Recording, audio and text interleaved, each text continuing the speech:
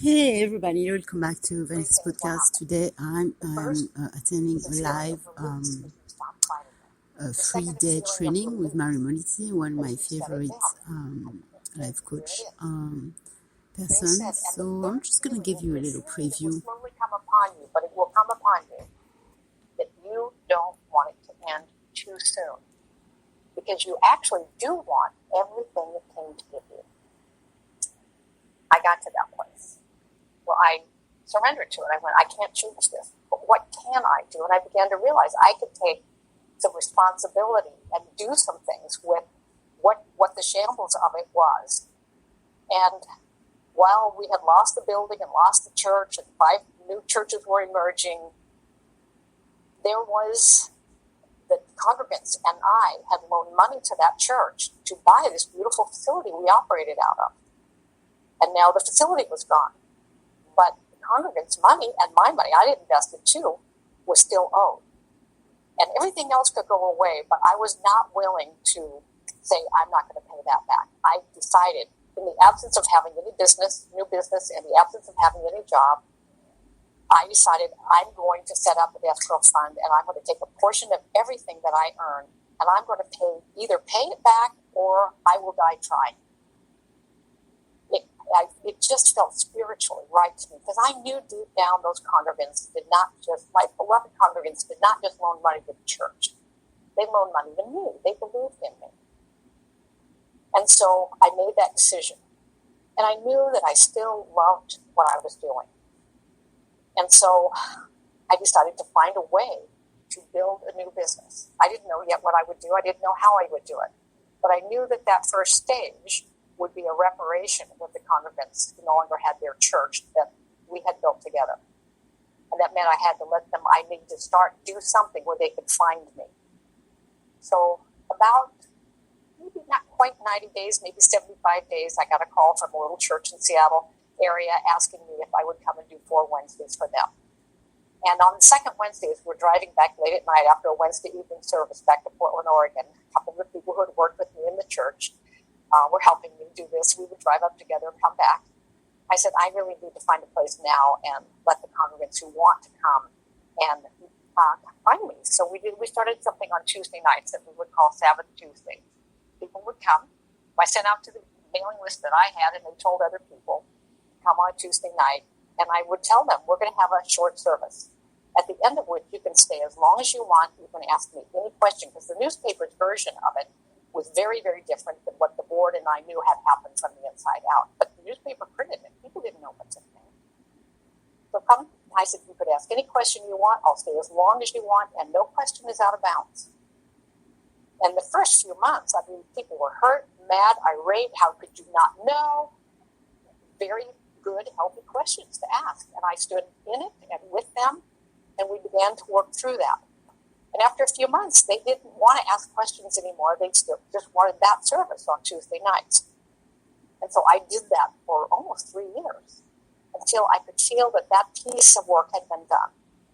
And so we set out word that this would be the final service.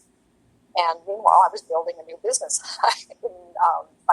Finishing, I couldn't change what happened, but I could do my best to finish what had happened and do it well as I thought I could do it, and take responsibility.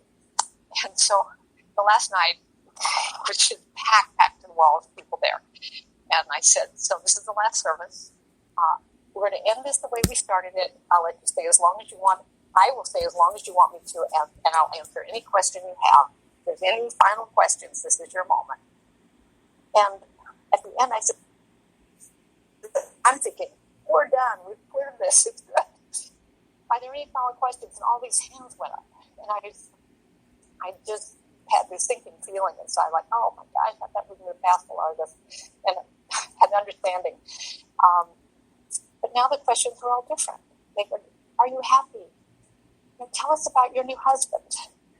Tell us, and then the kids, they asked, what about John? What's it, Rich and Jen and Matt? And it was, and in Oregon, this was the week of Thanksgiving, Tuesday of Thanksgiving. In Oregon, it's pretty cloudy and rainy by that time of year, and I grew up there. I walked out that night, and the clouds opened up, and the moon was there, and a beam fell on my head, and I felt like I got a gold star. She said, you're free to go now. And I had been paying something into that fund, and I grew that. It was millions of dollars to repay. I had no idea how to do that. Do you think common hour thinking would take me there? No, common hour thinking would not take me there. I had to take the technology I had learned and apply it in new ways to me. Because if I thought that debt was big, the only thing that could make me and my God was little. I had to work with the technology to get that to size. So it was something that I could visualize and see myself doing and feel connected to the last check going in and signing it, and it did get accomplished in my lifetime. And I began to build new work, and I learned a whole lot more, particularly around doing something every single week I call financial yoga. No matter how big my business has grown, I do financial yoga. And I have different kinds of insight and oversight in that business, in this new business. So that's not going to happen. Other mistakes will probably happen, but not that one. So as time went forward, I met this wonderful man, Joe. I'll tell you more about our story tomorrow. My life went on. My business was growing. And I will not die owing that money. I was able to write the final check and bring a zero balance to all those millions of dollars owed in Oregon in November of 2018. And I'm proud of that. But that's not the biggest part of the story. The biggest part of the story is if you're looking at something big that you want to accomplish, either for whatever reason, there is a technology, there is a way in which you can accomplish anything you want to accomplish, but not the way you perhaps have been doing things. So you have a new vision. It's enlivening. It's something that gives you life. It's something that aligns with your core values. It's something that you absolutely know you're going to have to grow in order to be the person who's a match for that. You're going to partner with a higher power, and there's good in this dream for others. It's worthy of your energy, your soul force. You're going to put yourself forth towards something anyway. Fight problems or live into a dream. Take a breath with me. I would not wish what I went through on anybody, but I would wish where it took me on everybody. Not because it happened, but because of learning and what I did with it. So when I say I have 2 black belts, one in success and one in failure, and then I have learned equally from each. I've built 3 multi-million-dollar businesses. One I lost. The new businesses are thriving.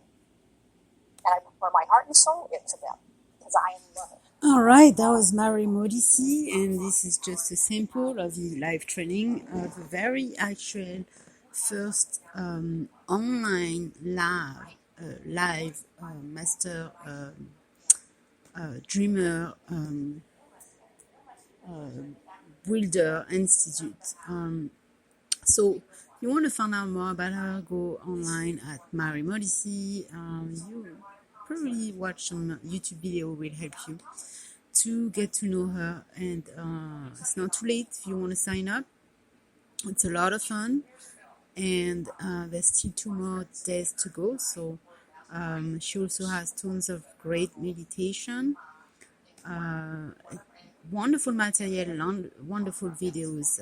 I went on and followed her for about 2 years now. Haven't been able to afford anything, and so I decided it was time for me to pay back my gratitude to her and invest in a wonderful dream builder training.